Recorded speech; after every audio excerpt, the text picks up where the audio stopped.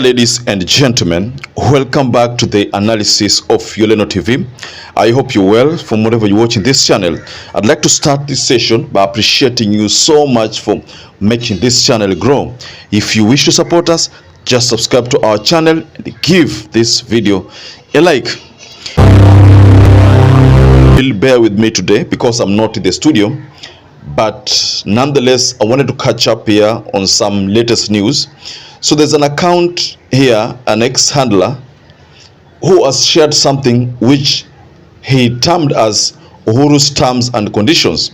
And this comes in the wake of the realization that in Mount Kenya, the debate is how Rigathi Gachagua will unite with Uhuru Kenyatta.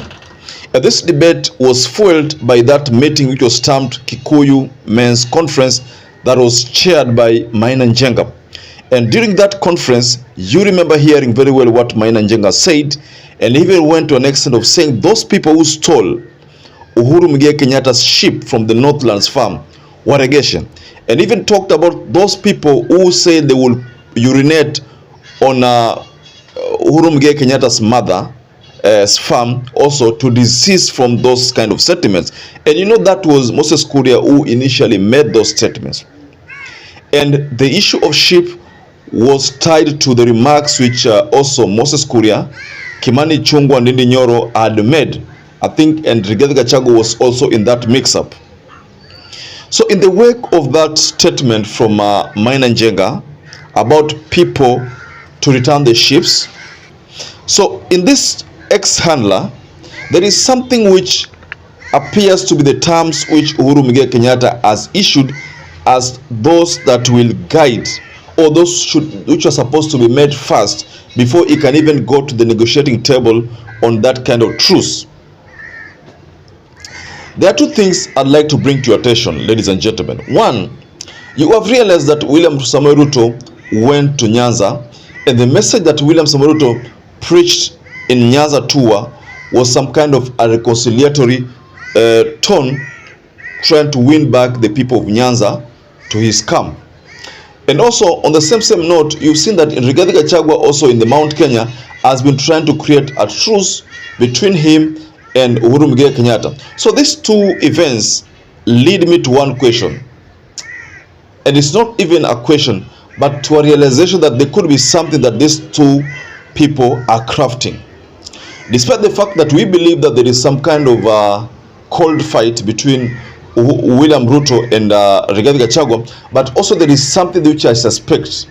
Why is it that Rigathi Gachagua now deems it necessary to unite, or to have someone reunite him with Uhuru Kenyatta? And why is it that William Ruto now finds it necessary to remind the people of Nyanza that he played a critical role in making sure that Raila Amolo Odinga became the Prime Minister? So these two directions are leading to one thing that I suspect could be in the offing. Mi naona hapa kuna kitu ambacho kinachungwa hapa. But before we get to that level, I'd like to read to you this remark which was posted in the ex-handler's account by the name Kiruku wa Kinyanjui.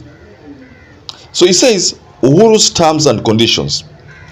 All the idiots who planned, financed, and executed the Northlands raid to publicly apologize and pay for all the damages caused.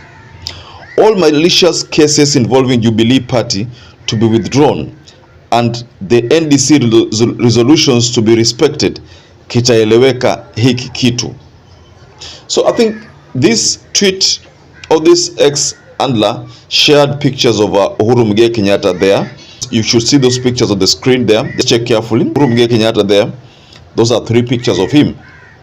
So, ladies and gentlemen, this is leading me to the question as to whether you think Uhuru Kenyatta will sit on the same table with Rigathi Gachagua to negotiate or to create a truce. And first, why would Uhuru Kenyatta want to have that kind of meeting with Rigathi Gachagua? And Rigathi Gachagua and Uhuru Kenyatta, who needs that meeting the most? Is it Uhuru? Is it Gachagua? Who needs that meeting the most?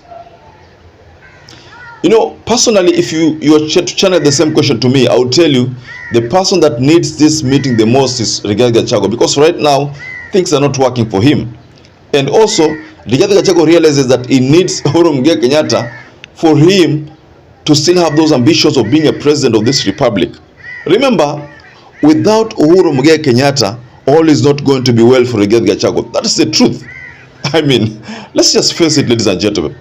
Rigathi Gachagua would like to become the president of this republic.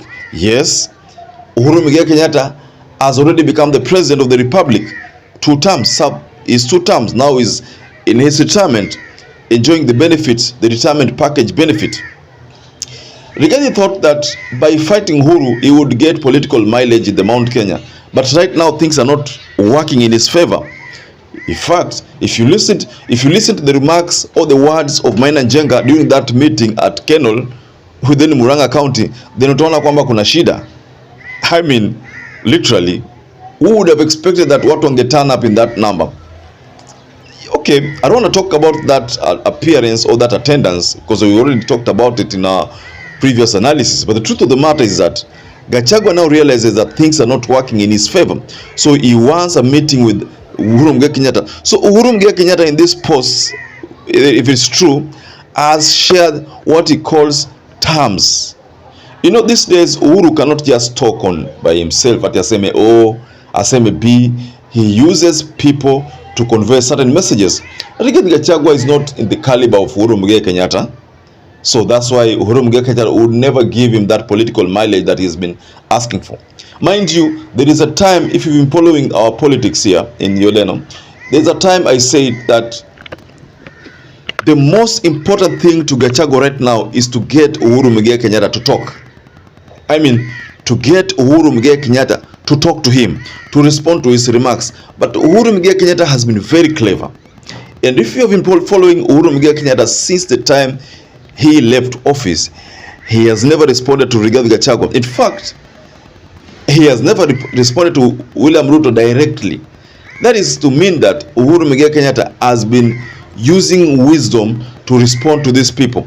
None of them has been responded to directly. And that's the reason why William Ruto alikuwa na udhika kabisa to a level whereby you find that there was that crisis of Subaru men who are sent to come to go to Uhuru's son and probably to Jomo's residence and try to ask for what they call illegal guns, you know, the possession of illegal guns, a move which forced Uhuru Muigai Kenyatta to pay his son a visit to find out what was going on. And then Uhuru Muigai Kenyatta had to go publicly and ask them what is it that they want, that if they want anything, then you are available. They could take him as, instead of taking his son. What do they want? You see? So that was communicated back then. Again, he did not mention William Ruto. He didn't mention Rigathi Gachagua. He said, wanataka nini? Mimi niko hapa. Wanataka nini? So I think all these dirty tactics, you know, dirty tactics did not work in favor of Gachagua. And that explains why Gachagua amekuwa na ile kwamba huyu jamaa mbona atujibu, huyu jamaa anatudharau.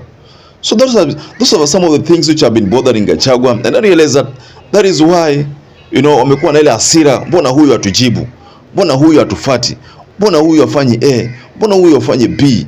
They would have wanted to have Uhuru Muigai Kenyatta beg them, you know, but that did not happen. So the following terms and conditions which I've just read to you, and I'm repeating to you, Uhuru's terms and conditions say, all the idiots who planned, financed and executed the Northlands raid to publicly apologize and pay for all the damages costs. All malicious cases involving Jubilee Party to be withdrawn and the NDC resolutions to be respected. Kitaeleweka hiki kitu. I think malicious cases involving Jubilee Party to be withdrawn. I think one of the things which we've seen lately regarding that move ni ile koti mahakama kuu imekataa ile swala la Sabina kusema kwamba Sabina aendelee kuwa minority whip. So hiyo position inabidi ipewe yule ambaye alichaguliwa Mwenje. I think Mwenje was the one who was appointed to that position. So the appointment is supposed to go to Mwenje, but not Sabina Chege. So Sabina Chege is losing it. So I think this is one of the things which you see as a positive impact. from the bipartisan talk, and now I think the respect to democracy inaanza kufuatiliwa polepole. If you are seeing so many things, so many changes, I don't know why, but I believe all these changes are because of the high cost of living. So wameona kwamba hapa tukizidi kupiga Azimio vita, Azimio itatushinda, kwa sababu Wakenya tayari wameongea wakasema kwamba high cost of living sio kitu wangependa kuona ikiendelea, na kwamba hii serikali inafanya vitu opposite. So they realize that if they continue fighting Azimio na Kenyans wameanza kuwapiga vita, they will lose. So I think this is just some kind of change of heart to the people, ati kwamba sasa tuna embrace hii dialogue vizuri, tuna embrace watu watulie, watu shares kila mahali, hakuna cha mambo shareholders, kila region ipate projects equal to other regions, but that is not the truth. What is happening here ni kwamba vyeo vilishapeana vikaisha, so now wameona kwamba zimeisha. Sasa the only thing left out ni kuongea nao watu watuhurumie. You see, that is the case. So ladies and gentlemen, I'd like to raise my case here, but I'd like to urge you, if you're first time viewer watching this channel, ladies and gentlemen, I'd like to raise my case there, but just go below the comment section and tell us what you think about this, what we call Uhuru's terms and conditions to for if there is any meaningful talk that is supposed to take place. Just go below the comment section and tell us about that. And also I'd like to kindly urge anybody who has not subscribed to this channel, please consider subscribing to this channel, give this video a like, and you can also share our videos. To those people who have supported this channel by subscribing, liking or sharing our videos, I'd like to tell you that I'm forever grateful for that support, because without that support, this channel cannot grow. So until you catch up again, please stay safe and stay blessed.